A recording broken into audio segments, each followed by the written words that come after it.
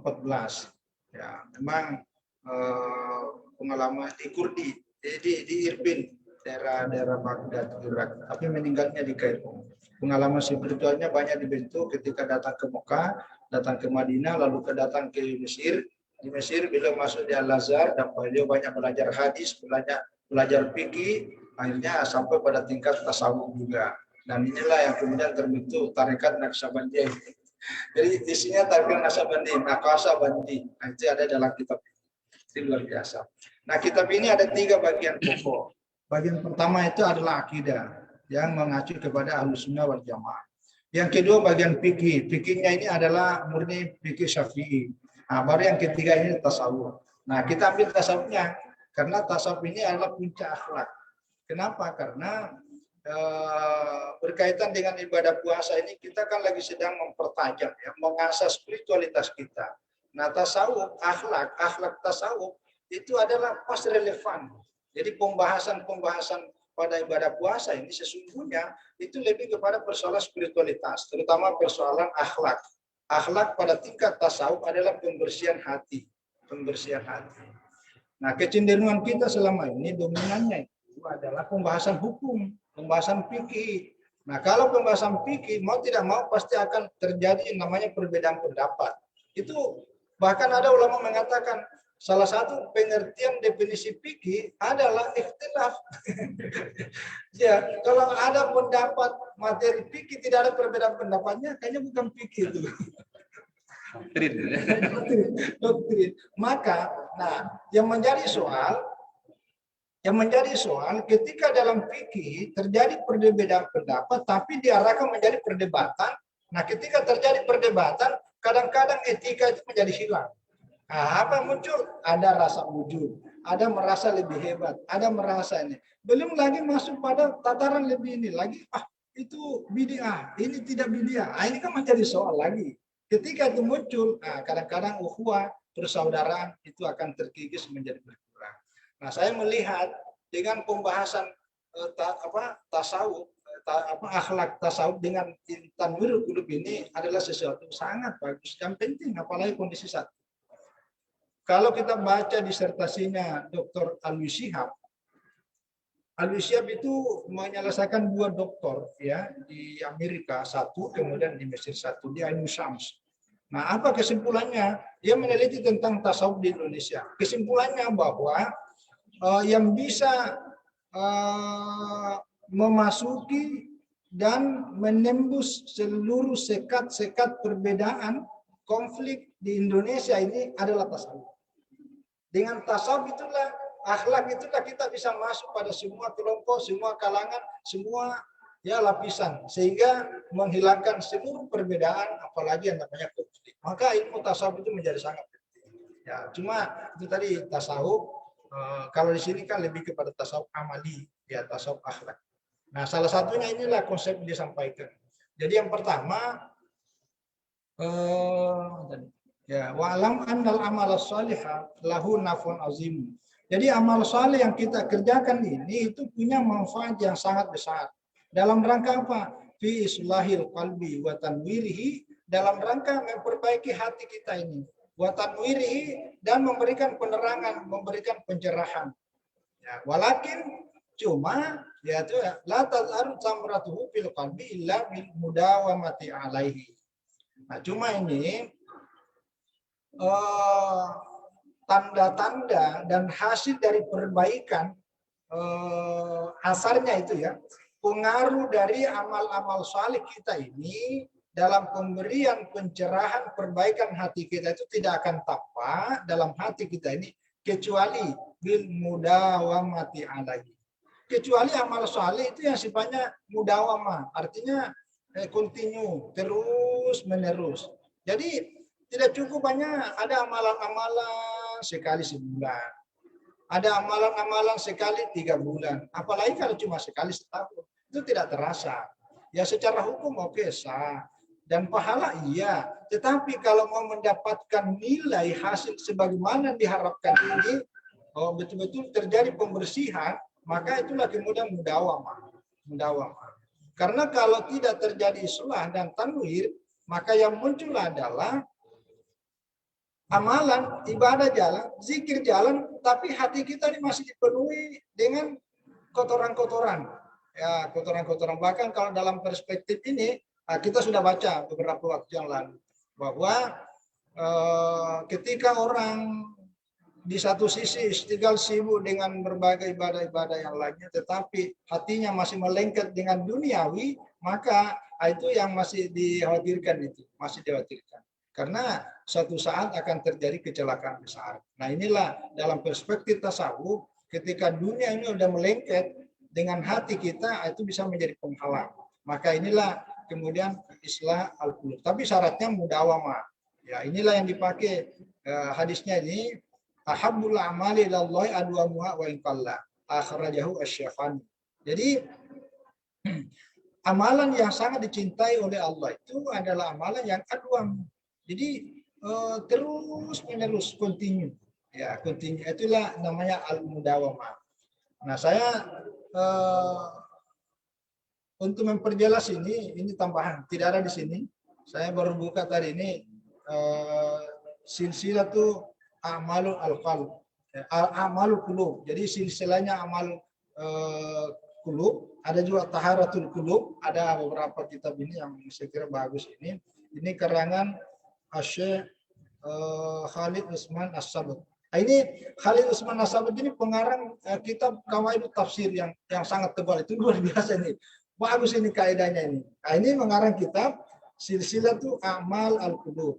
Nah, beliau menjelaskan bahwa dalam rangka islahul qalbi ini, yaitu amal saleh, pertama kalau di sini disebutkan mujahadah, di sini mudawamah oleh Tanwirul Qulub, tapi kalau di sini mujahadah, ya, itu sama sebenarnya. Karena orang yang mau bermudawamah, mau lazim, mau kontinu, itu betul-betul harus ada sikap mujahadah. Karena untuk melanggengkan sebuah amalan itu tantangannya luar biasa banyaknya, luar biasa banyak. Jadi kalau kita mau mengikuti selera kita, itu susah bermujahadah. Jadi memang harus melatih diri untuk melawan. Sama dengan ibadah puasa ini. Jadi ibadah puasa ini boleh dikata sebagai puncak dari seluruh amalan-amalan yang lain karena hakikatnya adalah sedang mujahadah. Dan seluruh ulama tasawuf pada hakikatnya semua mengarah kepada yang menjadikan dirinya itu lapar, menjadikan dirinya kosong karena makanan, minuman dan nafsu itulah yang membuat hati kita lengket dengan sifat-sifat dan karakter duniawi. Maka jadi kalau di sini disebut mudawamah, kalau di sini mujahadah. Nah, yang kedua, dalam rangka untuk berpengaruh amalan kita terhadap Tanwirul Qulub kita ini adalah memperbanyak mengingat kematian. Ya, terutama di sini disarankan kalau Anda mendengar ada orang sedang lagi sakaratul maut, itu sebaiknya kalau boleh Anda bisa hadir di situ. Karena yang membuat hati kita bisa lemah, kalau kita sering menyaksikan sakaratul maut. Karena disitulah akan terbuka hati dan pikiran kita bahwa ternyata orang yang bersangkutan ini adalah orang yang sangat hebat, tapi begitu pada saat sakaratul maut, hampir boleh dikata tidak ada apa-apanya lagi sama sekali. Jadi saya dalam banyak pengalaman ya mengantar orang yang betul-betul kadang baca surat Yasin. Saya beberapa pengalaman membaca surat Yasin 3 kali enggak bisa, masih baca. Ada bacaan-bacaan tertentu surah-surah yang lain begitu habis macam-macam. Tapi ini enggak bisa. Ini kita cerita sebagai ibrah bahwa ketika sakaratul maut, sakara itu kan mabuk. Kenapa orang mabuk? Kalau di dunia itu mabuk karena akalnya rusak. Disebabkan oleh makanan, oleh minuman, atau oleh pikiran macam-macam. Maka itulah mabuk.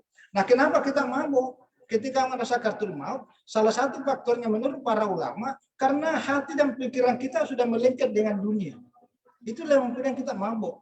Tapi kalau orang betul-betul sebelum datang sakaratul maut, sifat-sifat keduniaannya itu, hubub dunianya sudah bisa dibersihkan, katakanlah virusnya itu sudah di-delete semua, baru datang malaikat maut, wah itu enak. Kalau baca ada kitab namanya Durratun Nasih. Durratun Nasih ini kalau dari sisi ilmu hadis itu banyak masalah. Karena 883 hadis yang ada di dalamnya itu hampir 30% isinya banyak yang palsu, 30%. Tapi yang sahih 220. Ada 180 yang hasan. Nah, tetapi karena kitab ini termasuk literatur tasawuf, maka disitulah dijelaskan bagaimana ketika orang yang seluruh tubuhnya ini, kanannya sedekah kakinya, semua kebaikan, telinganya, semua kebaikan, matanya kebaikan, maka ketika menjelang sakaratul maut, justru ada sesuatu yang datang itu, lalu kemudian dia keluar dengan sangat enak dan nyaman. Jadi tidak merasakan namanya sakaratul. Jadi tidak mabuk, tidak mabuk. Itu luar biasa. Itu dalam kitab-kitab tasawuf seperti itu. Nah, jadi salah satu untuk membuat hati kita lemah, bahkan bisa islah, diperbaiki itu, bahkan dicerahkan, itu biasakan ya kalau sempat. Tapi ada juga orang tak terbiasa, justru dia hindari dan lari takut. Ya biasalah kadang setiap orang. Tapi itu perlu. Dulu sebelum saya kan termasuk orang yang sangat takut. Jadi kalau ada rumah di sini ada orang meninggal, 1 bulan saya tidak pernah lewat depan rumah yang sakit. Karena takut. Tapi begitu saya diajak ustadz saya pergi memandikan jenazah, saya ikut memandikan jenazah. Semenjak setelah memandikan jenazah, rasa takut terhadap mayat itu sudah hilang. Jadi sekali-sekali ikut memandikan jenazah ya. Tapi jenazah laki-laki kalau kita dengar. Ya itu yang kedua. Nah yang ketiga ini adalah bergaul dengan orang-orang yang soleh. Jadi untuk memperbaiki kalbu ini, islahul qalbu atau tanwiru adalah ya bergaul. Ya kita ya kalau sering-sering beda rasanya Pak, beda. Kita dulu ini sebelum masuk dunia akademik ya mulai kita kecil besar sama-sama dengan kiai di pondok itu ada rasanya. Karena siang malam kita salam sama kiai. Dia zikir, dia ngaji, dia sholawat istiqomah. Tapi begitu kita masuk dunia kampus, sudah ketemu dengan kebebasan berpikir, ketemu dengan cewek-cewek, ketemu dengan berbagai macam. Itu hawa panas itu mulai. Hawa panas. Maka dulu ada 2 tempat saya untuk ngimbangi itu. Nomor 1, saya gabung jamaah tabligh. Jadi saya gabung jamaah tabligh. Itu untuk ngimbangi, karena kalau sudah masuk jamaah tabligh, saya ada satu masjid besar di Makassar itu. Setiap malam Jumat saya ke situ, karena kalau malam Jumat itu semua jamaah itu kumpul di situ. Dan itu pembicaranya tidak ada dunia, semua taqarrub ilallah. Nah, itu adem kembali. Yang kedua ada bukunya Ghazali, nama judulnya Al-Mizan. Buku Al-Ghazali itu judul Al-Mizan, itu saya sering baca itu, membuat hati kita waduh luluh lantah kembali. Nah itu jadi dunia ini selalu perlu penyimbangan ya, perlu penyimbangan supaya hati kita terlalu liar. Nah itu sekali-sekali baca kitab-kitab kayak begini. Nah jadi kalau kita tidak bisa, paling tidak bergaulah kepada orang yang punya orang saleh itu, insya Allah kita akan. Yang keempat adalah yang merenungi agungan Allah. Jadi ketika terjadi musibah, ketika terjadi sesuatu yang luar biasa, maka di situ juga bisa menjadikan hati kita ini. Karena dengan berpikir, wah tidak mungkin bisa terjadi ini kalau bukan karena kehendak Allah. Nah, sehingga muncullah la haula wala quwata illa billah. Kita manusia ini tidak punya daya. Kita manusia ini tidak punya apa-apa sama sekali kecuali hanya pertolongan Allah. Inilah yang membuat bisa hati kita itu. Nah, yang kelima adalah ya sama persis ini, yaitu dengan amal-amal soleh, amal-amal soleh lah yang kemudian bisa menambahnya. Dan yang keenam adalah ya ini sebenarnya hampir sama sih. Ya, hati itu selalu difungsikan semestinya. Nah yang terakhir ini adalah berzikir dan baca Al-Quran. Nah inilah bulan Ramadan. Jadi karena bulan Ramadan antara zikir, doa, Quran itu satu paket. Tarawih, witir, Quran, zikir, doa, kemudian zakat, infak, sedekah, wakaf itu satu paket semua itu. Nah, jadi jangan sampai cuma puasa. Tapi ada yang hebat, berani puasa tapi belum bisa sholat. Ada yang nanya sama Ustaz, saya ini puasa tapi belum bisa sholat. Lalu gimana jawabnya ya? Bisa puasa itu menahan lapar, tapi saya bilang kan sholat cuma 5 menit, bahkan tidak sampai 5 menit. Aja apa hati aja ruku, udah baru sama malu. Itulah hati saya belum bisa. Waduh, berat juga ini kalau mana mulainya nih? Itu berat. Ya, jadi memang ya kita ini kan tidak puasa ya. Jadi itu sudah masuk pada kewenangan Allah. Jadi kita tidak punya daya untuk memberikan penyadaran kepada orang seperti itu. Ya kita kembalikan kepada Allah. Ya. Dalam Al-Quran itu innaka la tahdi man ahbabta walakin Allah yahdi man yasha. Jadi Nabi Muhammad ditegur oleh Allah dengan kalimat innaka, sesungguhnya kau Muhammad tidak bisa memberikan hidayah kepada siapa yang kamu cintai. Walakin Allah yahdi man yasha, akan tapi Allah lah yang bisa membuka pintu hati seseorang untuk mau menerima kebaikan, untuk mau bertobat, untuk mau istighfar. Jadi ya, tapi kita manusia ini adalah perantara sebagai wasilah. Mudah-mudahan dengan ikhtiar kita, sama dengan kita penceramahnya, kita tidak boleh paksakan orang. Ya kita hanya menyampaikan, dia sadar apa enggak itu urusan. Yang jelas kita pakai mandalla ala khairin falahu mislu ajri fa'ili. Ketika kita menunjukkan kepada seseorang ini loh pahalanya, inilah dampaknya, itu kita mendapatkan pahala sama dengan pahala ketika dia bisa melakukan apa yang kita sampaikan. Itu luar biasa. Jadi saya kira itu tambahannya. Sekali lagi kuncinya di sini paling tidak berawal dari al-mudawamah. Nah, yang kedua inilah sambungannya yang kemarin. Maju. Bawah. Ya. Nah, ini sambungannya. Wa'lam anna darar dzunubi fil qalbi qadar risami fil abdani ala ikhtilafi darajatnya fid darar. Nah, jadi sebaliknya dosa, ya, kemaksiatan yang kita lakukan itu akan memberikan dampak buruk, ya, memberikan bahaya, darar kepada hati. Ya, sebagaimana dararnya racun. Jadi sebagaimana bahayanya racun terhadap tubuh kita ini. Ala ikhtilafi darajatnya fid darar. Nah, jadi sesuai dengan macam-macam tingkat bahayanya. Nah, jadi sebaliknya tadi ini, kalau amalan kebaikan yang kita lakukan itu akan memberikan semacam gizi, ya, semacam penyuburan, pencerahan, perbaikan terhadap hati. Tapi sebaliknya, ketika kita melakukan dosa, maka itu akan memberikan bahaya terhadap hati kita ini. Terhadap hati kita ini sebagaimana bahayanya racun terhadap tubuh kita. Jadi boleh dikata semua ulama sufi dalam kitab-kitabnya itu selalu ini temanya bahwa dosa itu adalah racun, bahwa dosa itu adalah musibah, Kenapa? Karena inilah yang bisa merusak. Dan bukan hanya hati dirusak, tapi dunia akhirat. Ya, semuanya. Jadi tergantung nanti misalnya kalau dosanya besar itu tingkatan kerusakannya tentu lebih besar. Kalau kecil ya kecil. Tapi yang jelas sekecil apapun dosa yang dilakukan itu akan pasti akan merusak, ya, memberikan bahaya. Nah, ini sama hadisnya. Ini tidak ada hadisnya di sini. Saya kutip. Nah, ini dalam kitab At-Tirmidzi.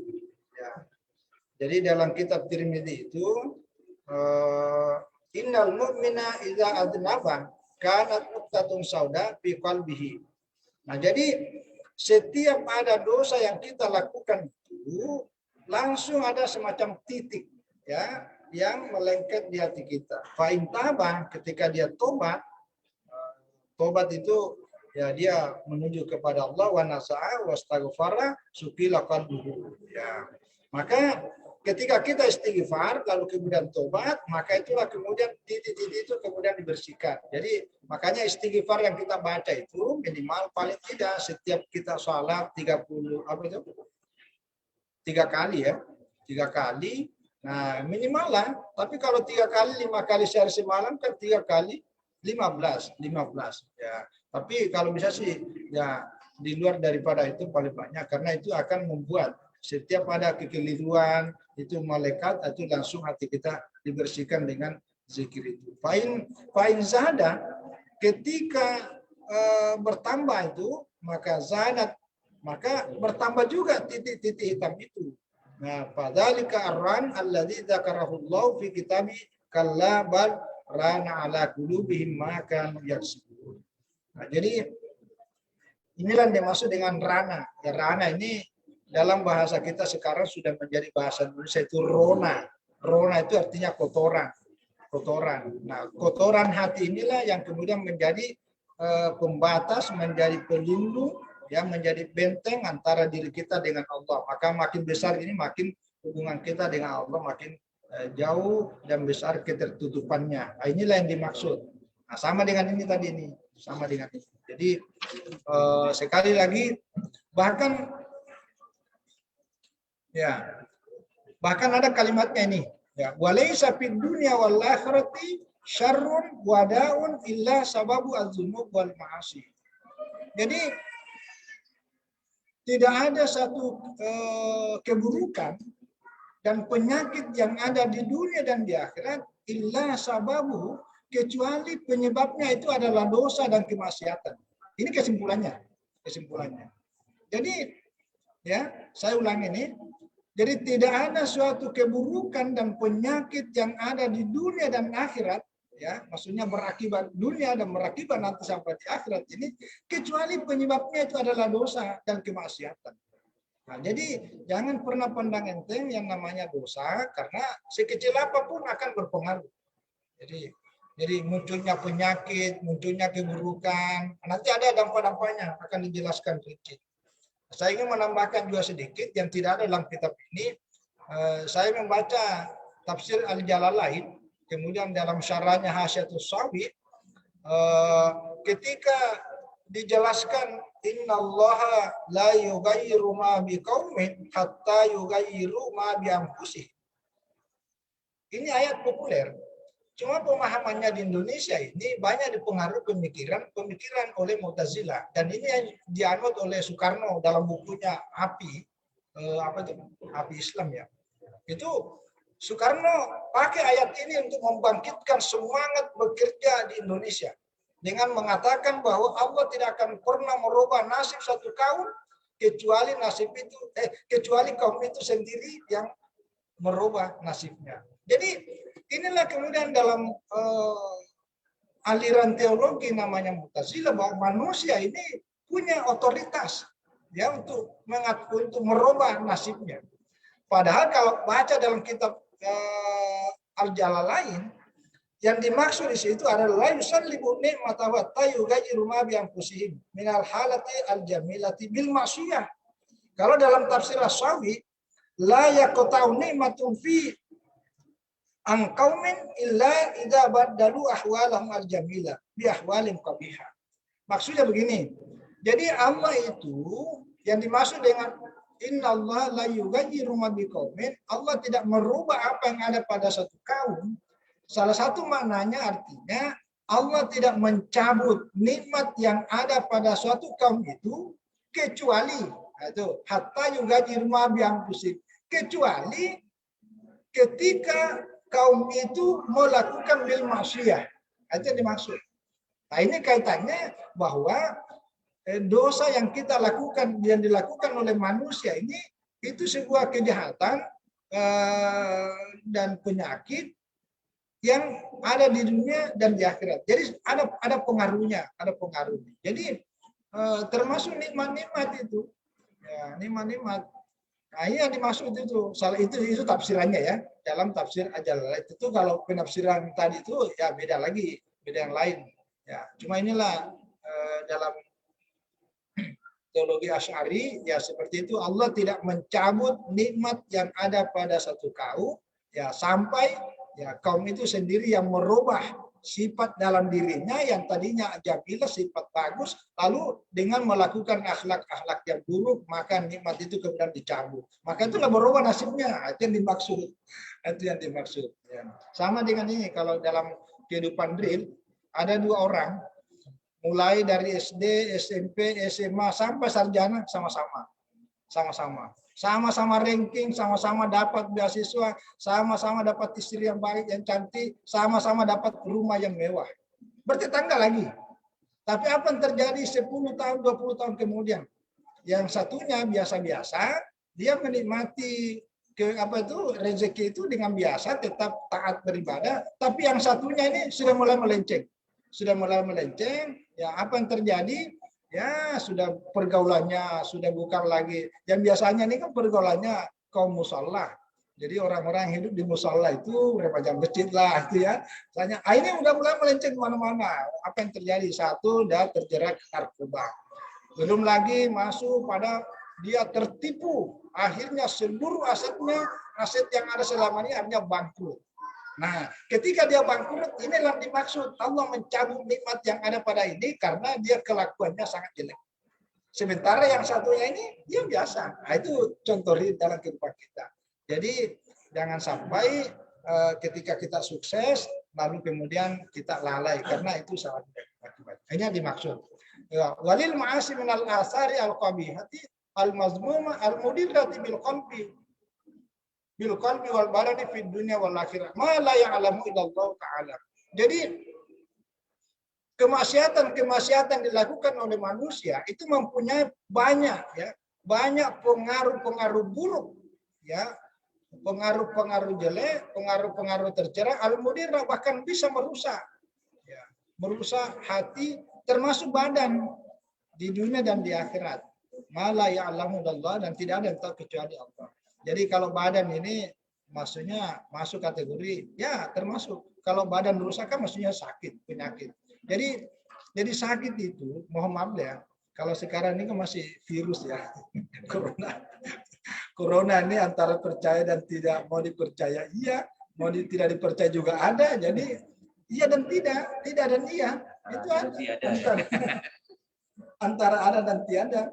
Ya, kita mau bilang tidak percaya ada, bilang percaya juga kayak tidak ada. Jadi, tapi intinya kita berpegang teguh pada agama, lalu kemudian kita ikuti protokol kesehatan, tapi ya tetap juga keyakinan kita kuat, insya Allah. Tapi kalau ada banyak banyak dosa, itu juga bisa berakibat kepada itu, karena memberikan peluang dan pintu terjadinya berbagai penyakit. Ya, salah satunya itu adalah pikiran yang tidak tenang, pikiran yang tidak tenang, yang kemudian terlalu banyak menduga-duga orang, terlalu banyak pikiran negatif kepada orang, akhirnya apa yang terjadi? Itu lari kepada pikirannya sendiri, dan pada akhirnya itu jadi penyakit. Itu jadi penyakit. Coba kalau baca tafsir, fi qulubihim maradun fasadahumullahu marad. Salah satu tafsirnya yang dimaksud fi qulubihim marad itu adalah asyak, keraguan-raguan, yang walaupun nanti para ulama mengatakan itu adalah kemunafikan, tapi keraguan-raguan itu kan menunjukkan hatinya tidak konsisten, tidak konsisten pada agama Allah. Nah, itu dampaknya. Maka inilah yang dimaksud. Nah, diantaranya ini, ingatkan ya, halo, ini bos kita ini. Soalnya kalau tidak diingatkan ini, namanya penceramah biasa bicara banyak, jadi lupa. Nah, dampak buruknya yang dirinci oleh Syekh Muhammad Amin Al-Qudi di sini, paminha, nah ini diantaranya ini dampak buruknya itu minal asari al-qabiyati al-bazmati al-mudirra bil qalbi wal barad fi dunya wal akhirah wa la alhamdulillah. Paminha irmanul ilmi nafi'. Ya. Jadi menghalangi adanya ilmu yang bermanfaat dalam diri kita. Nah, itu menjadi penghalang. Ya, li'annal ilma nurun yaknibu Allah fil qalbi wal ma'siyatu tutubiu dzalika nura ikana. Nah, jadi jangan heran ya, kalau pelaku banyak dosa secara kuantitas ilmunya sangat banyak dan hampir seluruh bidang dia kuasai, hampir seluruh literatur dia kuasai, tetapi kemanfaatan dan keberkahannya itu bisa jadi ada yang hilang. Itu yang dimaksud. Jadi ilmu itu sebenarnya bukan persoalan banyak dan sedikitnya, tapi lebih kepada kemanfaatan. Makanya itulah kita Allahumma inni as'aluka ilman nafi'a. Ya Allah, anugerahilah kami, limpahkanlah kepada kami ilmu yang bermanfaat. Bukan ilmu yang kasira, ilmu yang banyak. Karena kalau ilmu yang banyak, lalu kemudian tidak memberi manfaat, tapi justru memberikan mudarat, maka itu yang lahir namanya mudillun. Jadi kalau baca tafsirnya antara Maghdubi dengan Dallin, ya, salah satu tafsirnya namanya Dallin adalah, Dallin itu kan dari kata dollar. Dalla itu artinya orang yang tidak tahu alamat. Itu namanya dalla. Tanya, mau kemana? Mau ke Jaien. Tahu nggak lamanya? Enggak. Nah, pasti akan bingung itu. Dia bingung. Dia tidak akan ketemu. Itu namanya dalla. Jadi tidak tahu alamat ada di mana. Maka yang dimaksud dengan dalil itu adalah orang yang banyak ilmunya, tapi ilmu itu tidak mampu mengantarkan dirinya untuk menuju kepada kebenaran. Itu namanya dalil. Maka kalau baca hadisnya, apa yang dimaksud dengan dalil? An-Nasrani. Apa yang dimaksud Maghdubi? Maghdubi itu adalah Yahud. Itu dalam hadis riwayat Tirmidzi. Kenapa Yahudi disebutkan oleh Rasulullah? Kenapa Yahudi disebutkan oleh Rasulullah sebagai Maghdub? Maghdub itu kan artinya murka. Murka itu dari kata ghadiba. Ghadiba itu pada dasarnya itu kan bermakna batu. Ya, nanti Pak Ustadz Rawahul Bukhari boleh cari nanti itu, karena yang saya pernah dengar itu ghadiba itu sebenarnya pada dasarnya kan berarti batu ya, batu. Nah makanya apa hubungannya antara batu dengan marah, ghadiba? Karena kalau orang sedang marah itu hatinya seperti dia sedang membatu. Itu. Maka kalau ada orang marah jangan langsung dinasihati. Jangan.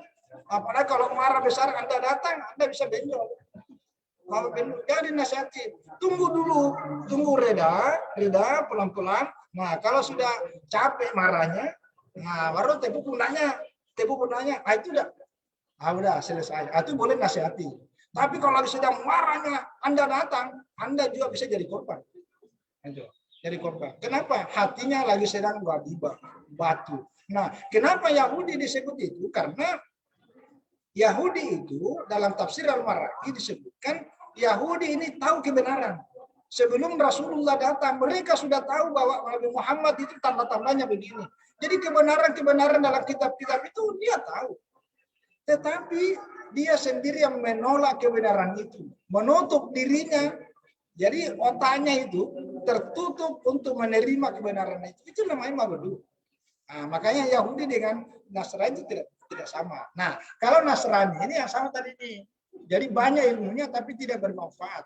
Nah, jadi bagi kita nasihatnya para ulama terutama dalam kitab ini bahwa salah satu dampak buruk para pelaku dosa yang tidak pernah mau tobat maka biasanya adalah hirmanul ilman nafi, akan menjadi penghalang ilmunya itu memberi manfaat.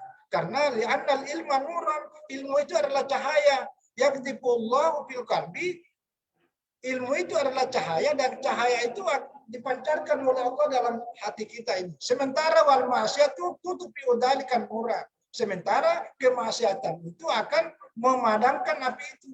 Nah, jadi tidak pernah ketemu. Ya, memadamkan ingkana kalau cahaya itu sudah ada di dalam. Nah, jadi orang yang sudah banyak ilmunya, tapi karena banyak dosanya, akan ilmunya itu akan keluar, dia lupa, dia pokoknya tidak bermanfaat. Apalagi mohon maaf, hati-hati. Kalau ada kawan saya tuh penghafal Al-Quran, kalau kita aja, jangan Ustaz, nanti hafalan saya berguguran satu-satu nih. Itu baru diajak ke tempat-tempatannya, itu baru takut ya. Karena ini nasihatnya para ulama. Jadi selalu begitu. Apalagi kalau kita lagi sedang muta'alim ini, para pembelajar ya hati-hati. Jangan sampai karena kita nanti kerja keras belajar, baca, kita baca, tapi tidak pernah nyambung, ternyata ada penghalang jalannya. Jadi seperti itu. Yahulu bainahu wa bainal qalbi illa yaqul. Nah, kalau kita belum ada ilmunya di dalam, tapi karena kita berbuat dosa, maka itu akan menjadi penghalang, pembatas, ya, menjadi penghalang. Jadi dia tidak menghapus, dia tidak memadamkan karena belum ada di dalam. Tapi kalau sudah tak masuk, tidak masuk karena ada benteng. Nah, yang kedua adalah wasatnya judul al-asi bainahu wa bainallahi la yuwasiya wa la yuqariba ya wasat al-batta. Yang kedua ini ketika para pelaku dosa besar, dosa-dosa ini dia selalu merasa liar ya, bahasa ini kan binatang liar. Jadi dia tidak punya pegangan. Nah, pada saat hal tertentu itu inilah dirasakan ini. Jadi dia akan mendapatkan rasa keliaran itu.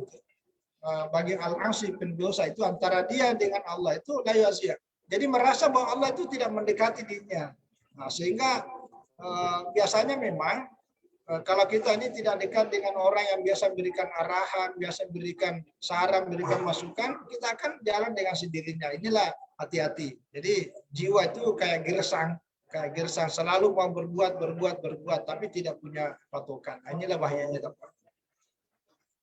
Yang berikut, wa minna ta'assar amru alaihi fala yatawajjahu di amri illa yajidu mughlaqan dunahu au muta'assiran alaihi. Ini hati-hati. Jadi kalau banyak dosa yang kita lakukan, ya, itu urusan-urusan kita itu selalu sulit, selalu susah. Dan tidak ada urusan yang kita hadapi illa yajidu mughlaqan, seperti masalah kita itu tidak ada jalan keluarnya. Jadi mughlaq itu artinya terkunci, tertutup. Kan beda itu ya. Kalau orang yang rajin ibadah, terutama zikirnya bagus, tidak pernah berhenti setiap malam, setiap ada masalah, kan tidak ada masalahnya. Tapi ketika ada masalah, dalam waktu yang tidak lama langsung ada inspirasi. Kayak ada ilham tuh. Oh iya.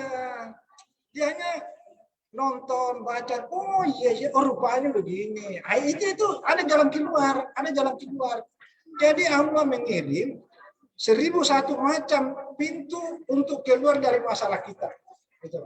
Inilah kelebihannya amalan-amalan. Ya, dan amalan-amalan seperti ini tidak terbatas pada amalan untuk kepada Allah, tapi kebaikan kita kepada orang, kita sering meringankan bebannya orang, membantu banyak orang, itu 1001 macam pintu kemudahan dan keberkahan akan kita dapat. Ya, ada dosen saya luar biasa, saya tahu udah profesor sekarang. Jadi waktu kami kuliah di Jakarta, ya, pokoknya kerjanya itu hanya bantu orang, dah. Ada kenakan pangkat golongan sama beliau. Ini beliau kunyah dipakai ke saya sampai bisa naik golongan. Jadi pokoknya dibantulah. Kan banyak orang-orang tua itu yang tidak bisa lagi ngurus golongan itu karena sibuk dengan segala macam dakwah, pokoknya itu dia dibantu. Pokoknya dibantu, dimudahkan. Suatu saat orang yang dibantu ini dapat amanah di luar negeri, di Saudi Arabia. Nah, itu diingat, wah, apa dulu masuk saya itu yang bantu saya. Akhirnya dipanggil untuk berangkat ke Mekah. Luar biasa dimudahkan jalannya. Jadi berangkat ke Mekah menunaikan ibadah ini tidak bawa apa-apa. Datang di sana dikasih real. itu contoh ya. Tapi jangan juga bantu orang dengan niat wah supaya nanti saya dibantu juga, jangan. Jangan. Jadi 1001 macam ini yang dimaksud. Ya, jadi sebaliknya ketika kita banyak dosa, banyak menyusahkan orang, sakiti orang, baik dengan tutur kata, perbuatan dan sebagainya, maka masalah yang kita hadapi selalu ada susah.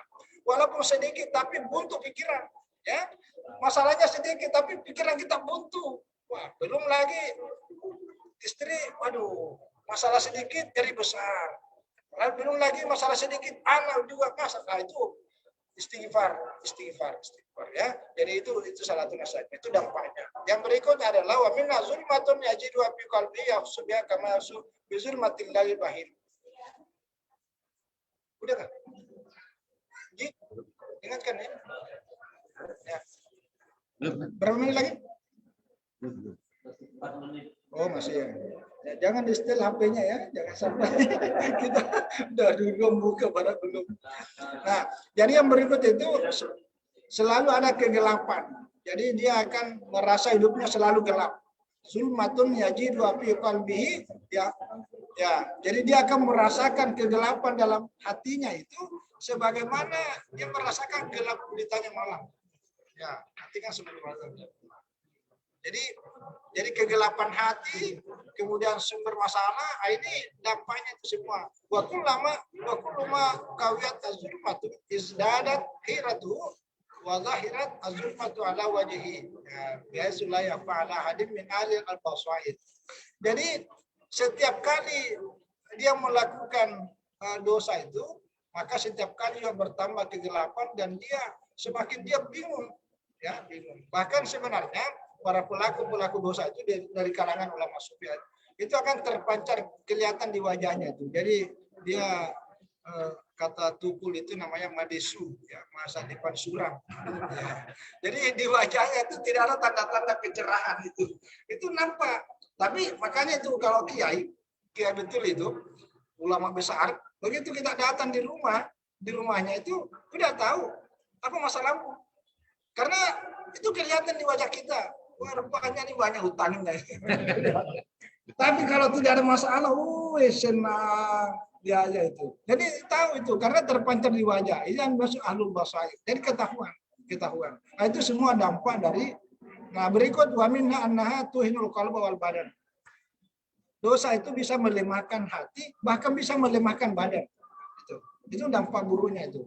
Jadi dampak wa minha hirmanut ta'ah wa barakatul umur. Jadi bisa juga menjadi penghalang ketaatan. Jadi kalau ada orang semakin banyak dosa dia lakukan, itu langkahnya untuk melakukan kebaikan sangat berat. Mau membantu orang berpikir 1000 kali, itu karena berat sekali. Mau berbuat kebaikan beratnya bukan main. Itu hirmanut ta'ah. Bahkan keberkahan umurnya, nah itu bisa terhapus. Nah, ini bahayanya. Nah, berikut wa min anha tuzilu agak-agak di bawahnya. Ya. Wa minha annal ma'siyata turisu adillata wa tufsidu al-aqla fa innahu nurun wal ma'siyatu tutfihu. Jadi termasuk diantaranya yang bisa dampak buruk dari para dosa itu adalah turisu adillah. Jadi mendatangkan kehinaan. Jadi kalau pelaku dosa, walaupun mungkin menurut dirinya dia orang hebat, tapi di mata orang itu sebenarnya tidak ada bapaknya. Itu dianggap sudah tidak ada lagi bapaknya. Itu kehinaan. Waktu sidul akal. Jadi akalnya juga rusak dan dia tidak bisa berpikir jernih. Jadi orang baik dikira jelek. Orang rusak dikira orang baik. Ini dampaknya kalau banyak dosa itu. Jadi untuk melihat ini yang kebenaran, yang kebatilan itu menjadi susah. Itu semua dampaknya. Fa innahu nurun wal ma'siyatu tutfihu. Ya, jadi kemaksiatan itu yang akan menjadi memadamkan api cahaya. Jadi sekali lagi ketaatan itu adalah cahaya, ya, akal itu cahaya dan akan dipadamkan oleh kemaksiatan. Jadi jangan pernah mandang itu. Wa minha annaha tuzilu ni'ma wa tujlibul faqra. Ini dampaknya juga nih, hati-hati. Bisa menghilangkan nikmat dan mendatangkan kemiskinan. Seperti kasus tadi itu. Innallaha la yughayyiru ma biqaumin hatta yughayyiru ma bi anfusihim. Fa ma zalat minal abdi nikmatun illa bi dzambin wala halab bi nikmatun illa bi dzambin. Jadi setiap orang itu akan hilang, ya, tidak akan hilang nikmat yang ada pada dirinya kecuali dengan dosa, dan tidak akan terbuka mendatangkan nikmat itu siksaan. Jadi lawannya nikmat kecuali dengan dosa. Wa ma asabakum min musibatin fa bima kasabat aydikum wa ya'fu an katsir. Itu ayatnya. Jadi tidak ada satu musibah yang menimpa kita ini, termasuklah musibah namanya dosa ini, kecuali dari diri kita sendiri. Tapi Allah yang Maha mengampuni akan semua kesalahan dari yang banyak kita lakukan. Saya kira ini karena waktunya, ya. Jadi baca dulu. Saya udah ambil kursi saya di sini. Kita bagi-bagi. Jadi saya kira itu, terima kasih. Semoga apa yang kita baca ini bisa memberikan hidayah taufik kepada kita untuk mempermudah langkah kita bisa mengamalkan sebagaimana apa yang kita baca dalam kitab ini. Terima kasih dan mohon maaf atas semua kekurangan. Wallahu a'lam bishawab. Wassalamualaikum warahmatullahi wabarakatuh.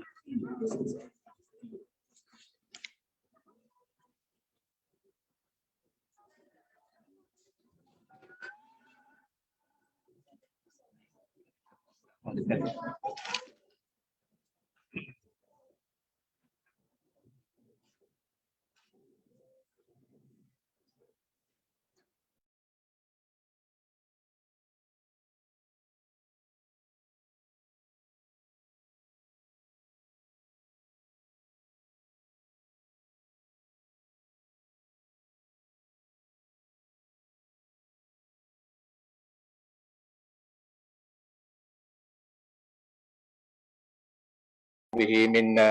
أنت المقدم وأنت المؤخر، لا إله إلا أنت. ربنا ظلمنا أنفسنا وإن لم تغفر لنا وترحمنا لنكونن من الخاسرين. لا إله إلا أنت سبحانك إنا كنا من الظالمين. لا حول ولا قوة إلا بالله. اللهم اغفر لنا ذنوبنا ولوالدينا وارحمهم كما ربونا صغارا.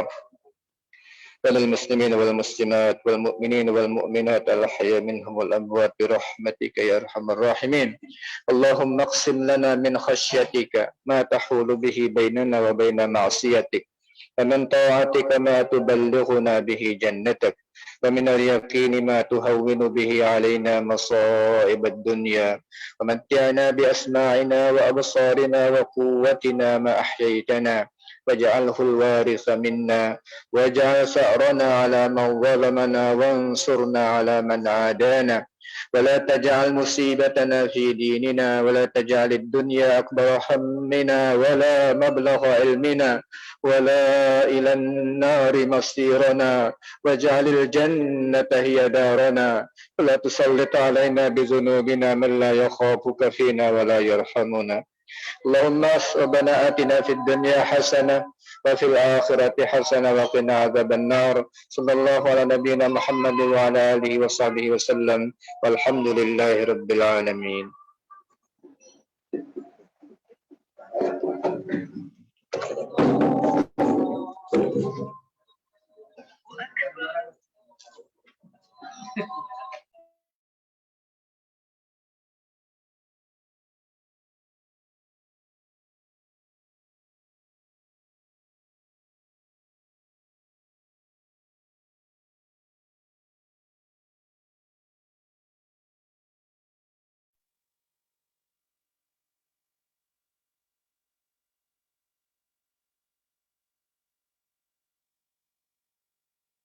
Trial version.